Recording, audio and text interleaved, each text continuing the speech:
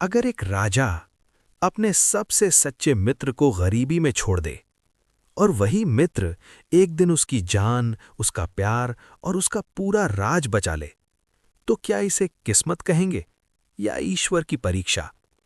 ये कहानी है राजा शाहवीर और एक भिखारी रईस की, जहां दोस्ती, त्याग और सच्चाई हर जादू से बड़ी साबित हुई। नूरगढ़ नाम का एक समृद्ध राज्य था। चारों ओर हरियाली, ऊंचे महल और खुशहाल लोग। इस राज्य का राजा था शाहवीर। राजा शाहवीर न सिर्फ पराक्रमी था, बल्कि दिल से भी बहुत नरम था। उसे दिखावे से नफरत थी और सच्चाई से प्रेम। राजा शाहवीर का एक मित्र था, जो ना तो मंत्री था, ना सेनापति, ना कोई अमीर आदमी। उस मित्र का नाम था रईस। रईस एक भिखारी था। दिन में शहर की गलियों में घूमकर भीख मांगता और रात को एक टूटी फूटी झोपड़ी में अपनी पत्नी और बच्चों के साथ रहता। अजीब बात यह थी कि राजा शाहवीर रोज रईस के साथ जंगल शिकार खेलने जाता। राजा घोड़े पर होता और रईस नंगे पांव उसके साथ साथ दौड़ता। राजा जब तीर चलाता तो रईस शिकार उठाता। राजा आराम करता तो रईस पसीने से भीग जाता।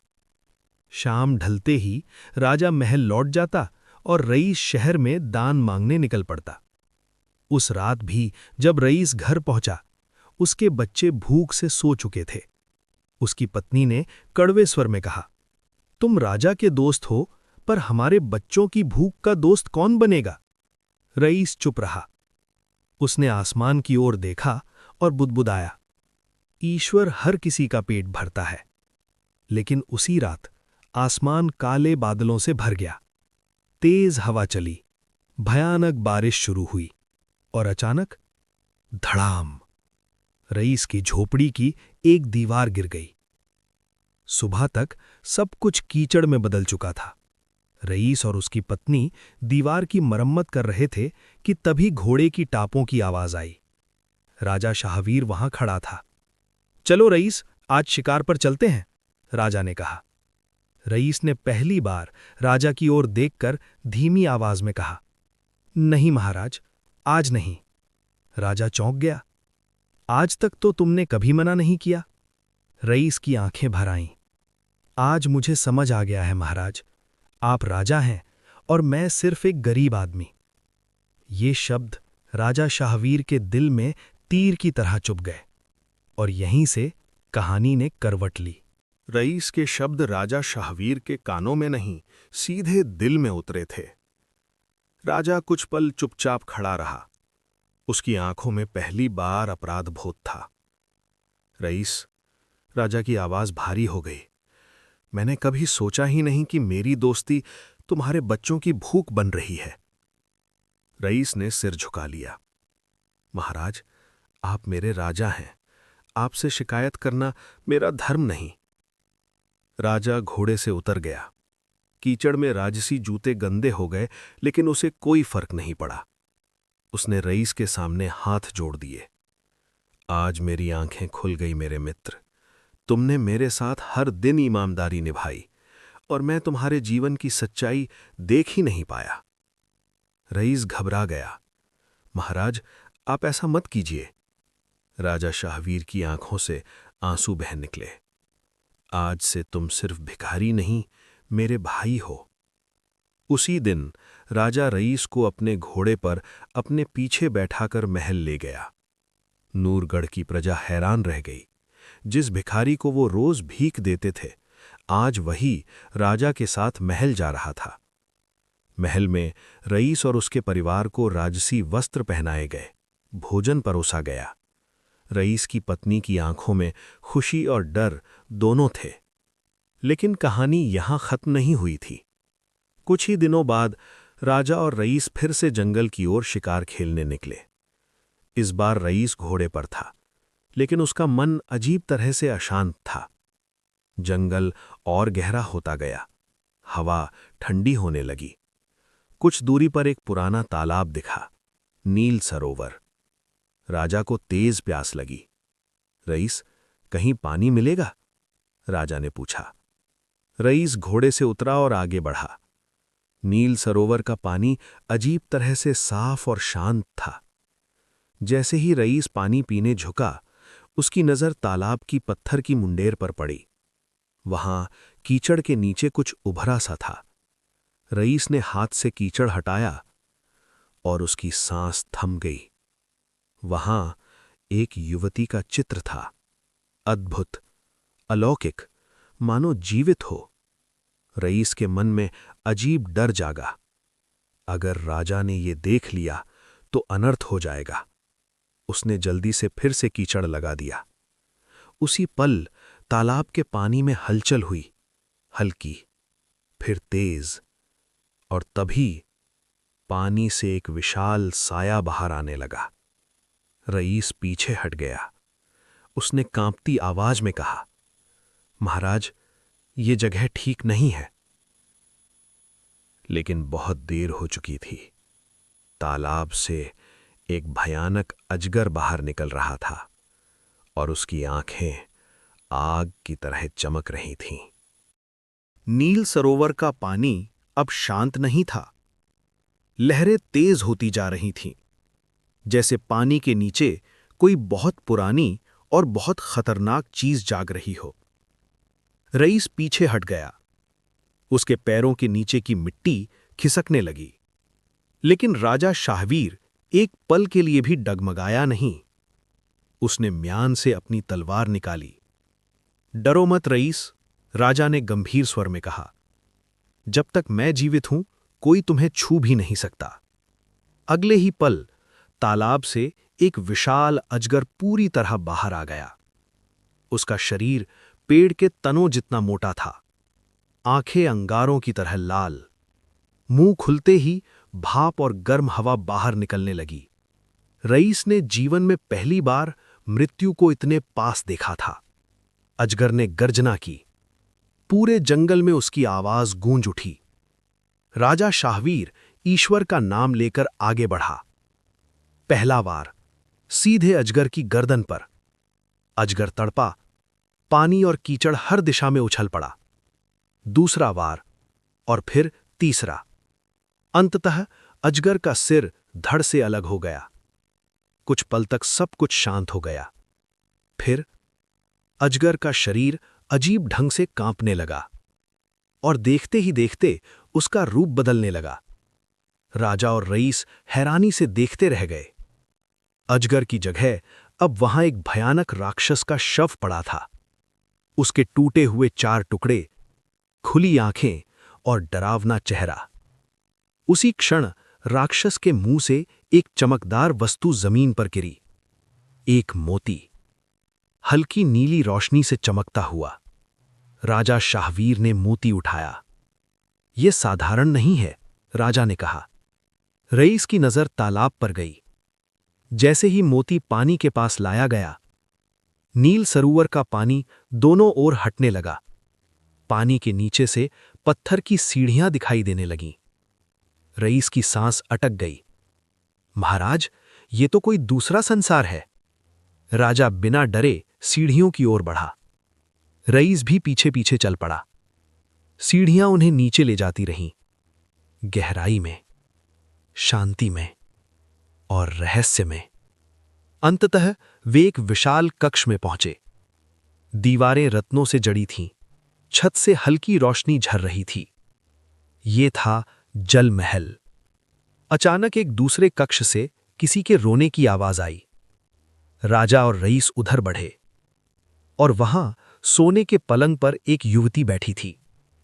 राजसी वस्त्र, लेकिन आंखों में डर और आंसू। उसे देखते ही राजा समझ गया, यही वही है जिसका चित्र तालाब के किनारे था।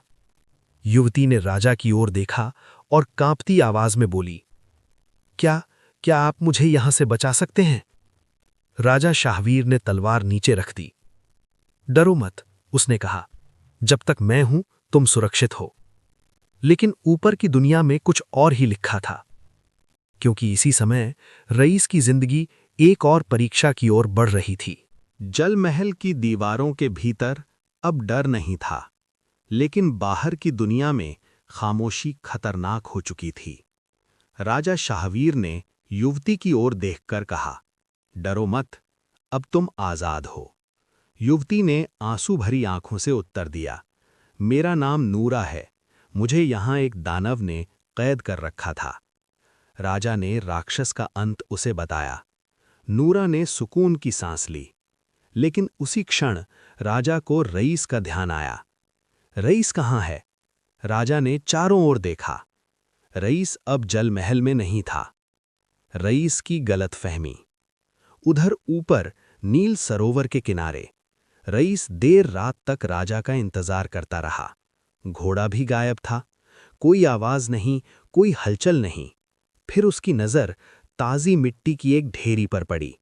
रईस का दिल धक से रह गया। ये कब्र? उसके हाथ कांपने लगे। रईस उसी ढेरी से लिपट गया। महाराज, मैंने आपको इस जंगल में क्यों छोड़ा? उसकी आंखों से आंसू बहते रहे। पूरी रात वो वहीं बैठा रहा। सुबह होते ही उसने निर्णय लिया, अब मेरा जीवन यहीं समाप्त है, मैं इस कब्र की सेवा करूंगा। और यहीं से भाग्य ने नया खेल रचा। उसी जंगल में एक औरत पहुंची। झुकी कमर, सफेद बाल और आंखों में जहर भरी चालाकी। उसका नाम था जरीना। जरीना सिर्फ एक औरत नहीं थी, वो लालच की मूर्ति थी। उसने सुनहरे जूते की खबर सुनी थी और उसे पता था ये जूता उसे राजमहल तक ले जाएगा। जरीना ने भेष बदला, साध्वी बनकर जंगल में बैठ गई। कुछ ही समय बाद नूरा जल महल से बाहर आई। जैसे ही नूरा ने जरीना को देखा, उसका दिल पिघल गया। माँ, आप यहाँ अकेली? नूरा ने पूछा। जरीना ने रोते हुए कहा, बेटी, मैं तीर्थ यात्रा पर हूँ, भूखी हूँ, थकी हूँ। नूरा का दिल दयालु था। उसने राजा से कहा, महाराज, इन्हें हमारे साथ रहने दीजिए। राजा मान गया, और यही सबसे बड़ी भूल थी। कुछ दिन बीते। राजा शाहवीर रईस की तलाश में महल से बाहर गया। इसी रात जरीना ने अपनी चाल चली। उसने नूरा से कहा, बेटी, थोड़ा बाहर घूम आए। नूरा मोती लेकर बाहर आई। जैसे ही दोनों बाहर पहुंची, झाड़ियों से सैनिक निकले। नूरा चीखी, लेकिन देर हो चुकी थी। जरीना ने मोती छीन लिया। नूरा को घोड़े पर बैठाकर ले जाया गया, और जल महल फिर से खामोश हो गया। जब राजा शाहवीर लौटा, जल महल खाली था, न मोती न नूरा। राजा जमीन पर बैठ गया। मैंने सब कुछ खो दिया। और दूर जंगल के किनारे रईस आज भी एक कब्र की रक्षा कर रहा था। दोनों दोस्त जिंदा थे, लेकिन एक दूसरे से अनजान। रात गहरी हो चुकी थी। जंगल के उस मोड़ पर जहां रईस खड़ा था, हवा भी जैसे थमी हुई थी। उसने चूहों के सरदार की ओर देखा। सरदार ने सिर झुकाया। आज रात मोती वापस मिलेगा, वो बोला। कुछ ही देर में चूहे अंधेरे में गायब हो गए। उधर राजमहल के एक कोने में जरीना सो रही थी। उसके गले में डोरी से बंधा वही चमकता मोती था। कमरे में खामोशी थी। अचानक हल्की सी सरसराहट। जरीना ने नींद में करवट बदली। उसी पल एक चूहा उसकी नाक के पास पहुंचा और दूसरा उसके होठों के पास। जैसे ही नाक में हल्की सी चुभन हुई, जरीना का मुंह खुल गया, और अगले ही पल मोती उसके मुंह से बाहर था। जरीना चीखी, पर तब तक देर हो चुकी थी। मोती रईस के हाथ में था। उसकी आंखों में आंसू और मुस्कान एक साथ थे। महाराज, वो फुसफुसाया, अब मैं आ रहा हूं। रईस दौड़ता हुआ नील सरोवर पहुंचा। उसने मोती पानी में डाला। पानी दोनों ओर हट गया। सीढ़ियां फिर से प्रकट हुईं। वो नीचे उतरा, सीधे जल महल में। राजा शाहवीर एक कक्ष में अकेला बैठा था। जब उसने कदमों की आहट सुनी तो पलट कर देखा, और वहीं उसकी आंखें भर आईं। रईस? रईस दौड़कर राजा से लिपट गया। महाराज, मैं आ गया हूं, वो रोते हुए बोला। दोनों मित्र काफी देर तक खामोश रहे। फिर रईस ने नूरा की पूरी कहानी सुनाई। राजा शाहवीर की मुट्ठियां भिज गईं। अब देर नहीं, राजा बोला, अब न्याय होगा। राजा ने एक पत्र लिखवाया, साफ और कठोर। नूरगढ़ की रानी नूरा मेरी है। यदि उसे सम्मान सहित लौटा दिया गया तो शांति रहेगी, अन्यथा न्याय तलवार से होगा। रईस पत्र लेकर तुरंत रवाना हुआ। उधर नूरा ने लंगर में आज भी दीप जलाया। उसकी आंखें द्वार पर टिकी थीं और तभी घोड़ों की टापें गूंजी। सैनिकों का दल राजमहल पहुंचा, उनके साथ रईस और उनके पीछे नूरा। नूरा ने रईस को देखते ही आंखें बंद कर लीं।